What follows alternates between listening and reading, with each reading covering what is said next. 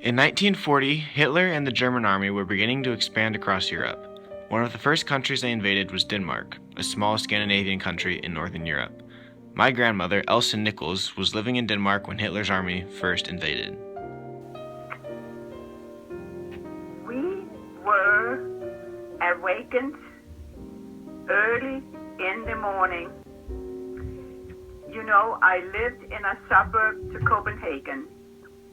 We were awakened early in the morning by the noise from airplanes which were flying low over the city. Mm-hmm. About 6:45, the phone at our house rang, and it was my uncle, my father's brother, who called to say the Germans have invaded the Danish border.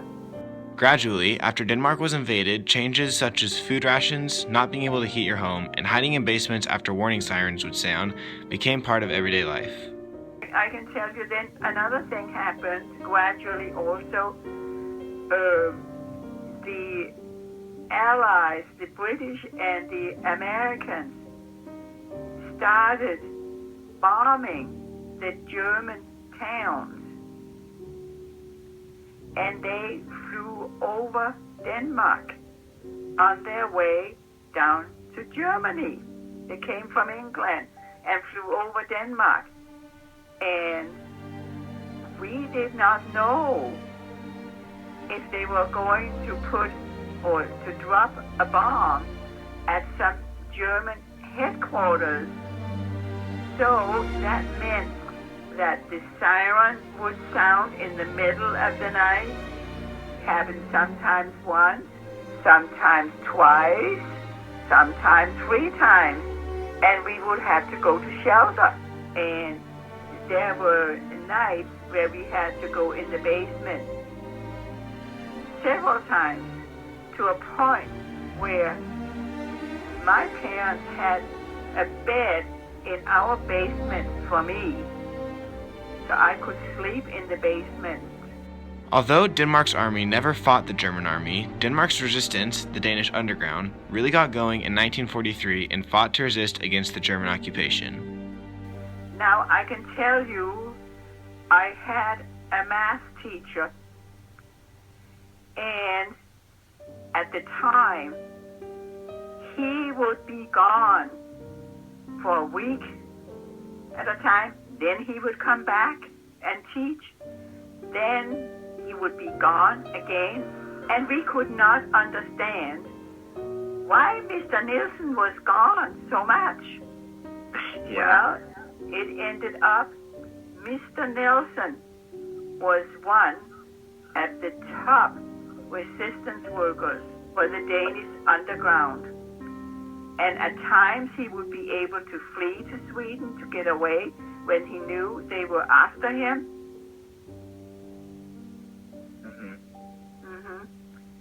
Unfortunately, he was killed before the war was over.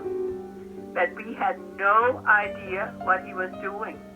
As the war went on, the hostility between German soldiers and the Danish population increased. The Danish resistance was becoming a bigger factor, and as a result of this, Germany declared Denmark enemy territory and declared a general strike across the country. This strike led to Elsa's only encounter with a Nazi. Well, as a child, I had one encounter. We had some friends, and every year those friends would invite me to come to their place for 1 week in the summertime. And, you know, every day we would have plans for what we were doing. And it was something I always was looking forward to. That summer, it was the summer of 43 in August. The resistance towards the Germans increased. And in order to retaliate towards the Danes, the Germans said, we are declaring general strike of the country. There was no transportation going all over the country. That was on strike. And let's see what else happened. Oh, and we could not gather more than 5 people in a group on the streets. We could not we could not be outside, I think, between 7 o'clock in the morning, and then we had to, I think it was 7 o'clock at night and 7 o'clock in the morning. Well, then I have to tell you about my encounter. So I was out at those friends, and here we had this general strike, coming up, where we had to be inside between those hours and so forth.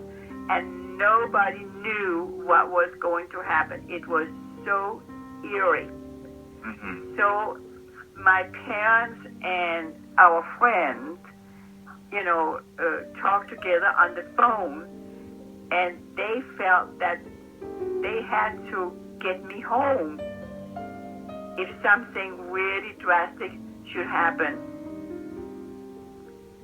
So it was decided that since there was no bus, no train, there was no transportation, then it was decided that my parents should bicycle halfway, and Anderson should bicycle with me halfway, and then they should meet, and I would go home with my parents.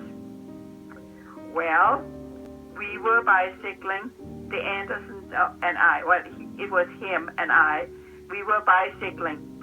Just a sudden, on the street, we see German, what do you call those Panzer cars?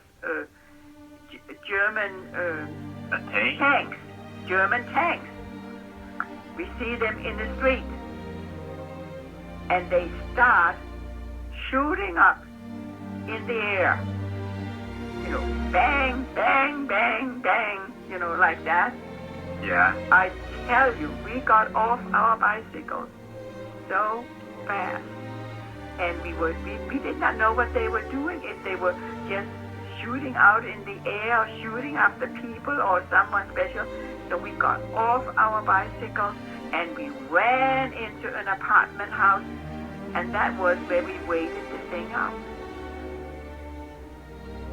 So, do you know what they were shooting at? Nope, I never found out. I stayed in there. I was so scared. So, and then when it got to be calm again, then, of course, we sneaked out, and then we continued our bicycling until we met my parents. Still, after years of traumatic experiences and living under German rule, the story Elsa remembers best is a beautiful story. I wanted on May 4th, 1945, I wanted to go, I was 14 years old. I wanted to go to a movie with some friends. My parents were so against it. They did not want me to go. They just felt, something could happen. Mm-hmm. Anyway, I insisted on going, and I did go. In the midst of that movie, there was a hammering on the doors coming into the movie theater. And I still remember I got so scared because, my parents didn't want me to go. It was someone coming in and saying, the German has capitulated in Denmark. We are free. So anyway, the movie was stopped, of course, and we went home. And people that night, They put live candles in their windows. They pulled down all the blind curtains. They put them out in the middle of the street. And they had bonfires of all this black paper stuff we had on our windows. And people gathered, neighbors. We were at our neighbors. People gathered, with candles and wine and everybody bought, a special treat.